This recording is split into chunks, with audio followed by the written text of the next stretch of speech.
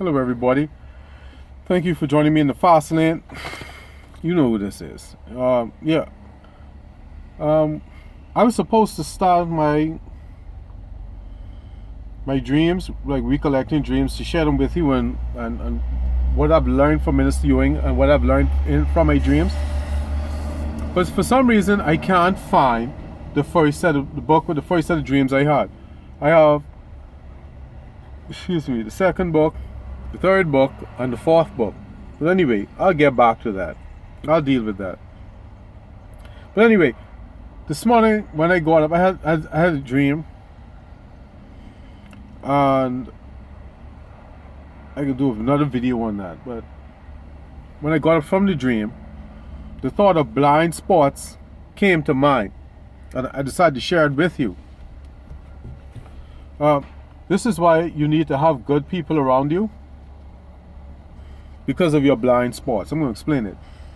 Now, in 8th grade, my 8th grade teacher had taught me about this. Now, in 8th grade, I had 2 science teachers. I can't remember who told me what, so shout out to them, and thank you for saying this, or teaching me this, or passing this on to me. Now, my teacher had told, I don't know if she told me or the class, I can't remember. This was like 36 years ago, so do forgive me.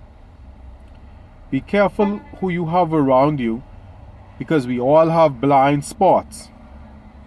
And she said, good people will point out your blind spot and make you aware of it. Not so good people will keep quiet and say nothing. Bad people are going to prey on your blind spot. Now, let me give you an example of my blind spot. Now, when I'm worried or stressed out, I don't eat. This is what made fasting easy for me to do. But don't forget, consult with your physician before you go on a fast. So, and then when I do eat, I usually eat a lot of sweets.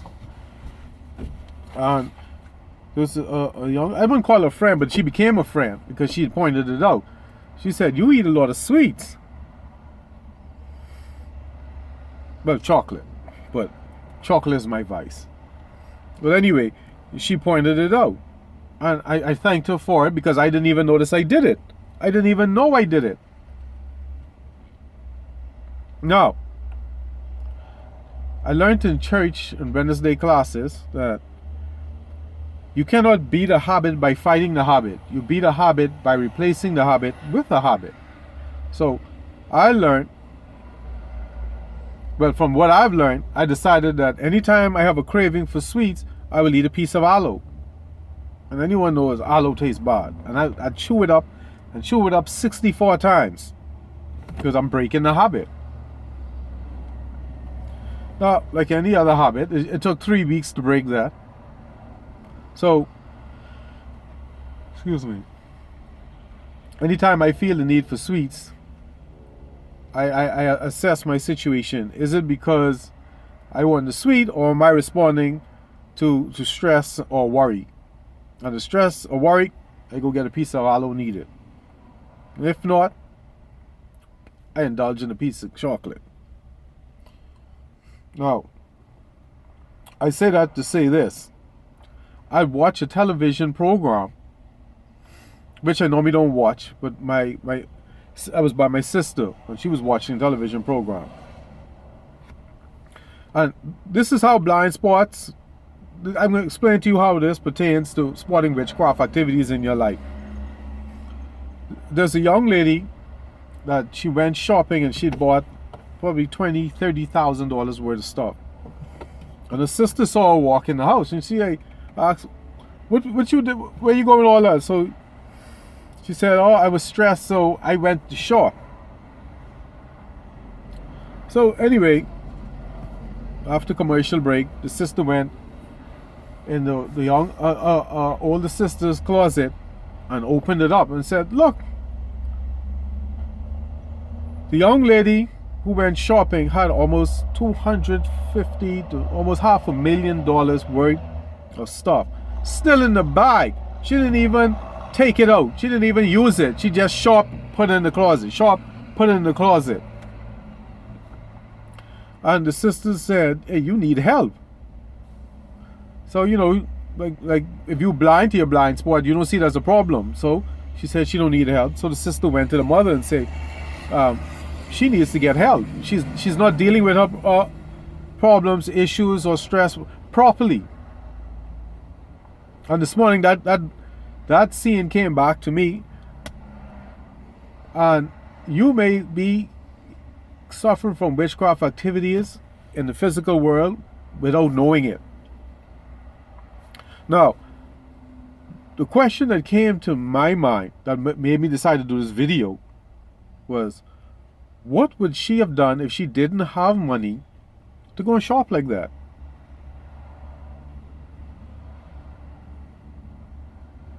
Oh, when I pause, I'm not at a loss for words, ever. That was for a fact. Now think about it. If you could go and shop and buy almost $500,000 worth of stuff and you don't even take it out of the bag, much less use it, something is wrong. Now, she's not even being a good steward. This is why I said earlier, being a good steward, not to examine your family to see if they're good stewards of what they've been entrusted. Because not being a good steward means that you can't get blessed with more. And as you grow, you're supposed to want more. You're supposed to have learned or gathered skills to put yourself in a position to want more or get more based on how much you grow as a human being. So, excuse me, I had to ask myself, if this is what you should ask yourself also, if she couldn't finance her stress, what would she do? Like, to me, there's only 5 choices. There's drugs, liquor, sex, a combination, or all. She's got an issue. So what it is, that's not my problem. My problem is, that's not my concern. I'm concerned about making sure you're aware of your blind spot, because your blind spot may be hiding to physical manifestation of witchcraft activity against you in the spirit world.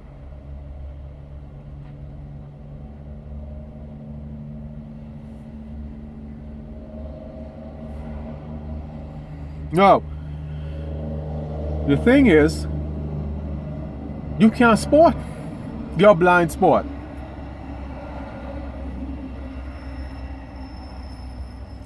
That's for the people around you. Again, you have to be very careful of the people you have around you. And this is why I told you in the last video to study the character of the people around you. What type of people do you have around you? Oh, and it's another thing, said a group of people. The people who feed your blind spot. So imagine if the sister was like, oh, you going shopping? Let me go too. Now just imagine if the young lady wasn't making the money she was making, and she is now shopping for herself and her sister. It looks like in a year, if she did that, she could blow $1 million. And how long before you think that money is going to run out? Even if you make $10 million a year and you're blowing $1 million, it seems like you can't run out of money. But remember, this is a physical manifestation of something spiritual. You're going to blow through the money quicker.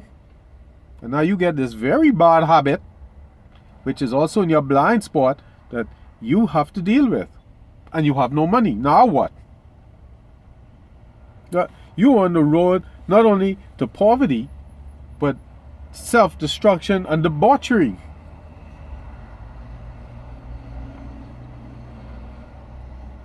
So you've got to be aware of your blind spot. And like I said, it's hard for you to spot it. Other people have to see it. And my solution, what I would recommend, is you listen to Minister Ewing. And also record your dreams. So you can go back, say after a year, and flip through. You're going to see a pattern. It may not be a blind spot in you, but a blind spot in your family. Because remember, if you grow up around dysfunction, I hate to tell you this, but dysfunction has been normalized to you. You don't see anything wrong with it. And I remember, this brought me, but maybe just think of a YouTuber that I listened to. I won't call his name. But he said, when him and his family, when they eat, they don't eat at the table. Because everyone works, the parents work shifts, so food is cooked and left, and depending on what time you get home, you eat. And since no one eats at the table, they eat in their room or in the living room and watch TV. And he saw nothing wrong with this until he started dating, and he would go to the young ladies' houses, and there'd be a table. The table would be set, and he has to sit there and eat. And some families pray, some families hold hands and pray. Now, at first, he thought something was wrong with the people. It took him a while to realize, after talking to a few young ladies and having dinner, Christmas, Thanksgiving dinner with them, that his family is the only one that does not sit at the table, does not pray for the food, does not hold hands and pray for the food. So he now was able to realize that what he thought was normal is dysfunction, but dysfunction has been normalized because that's what he's around. You're going to have to be able to assess your situation, your circumstances, your family, and please don't lie to yourself, or you can stay in the spider's web. The beast is going to own you.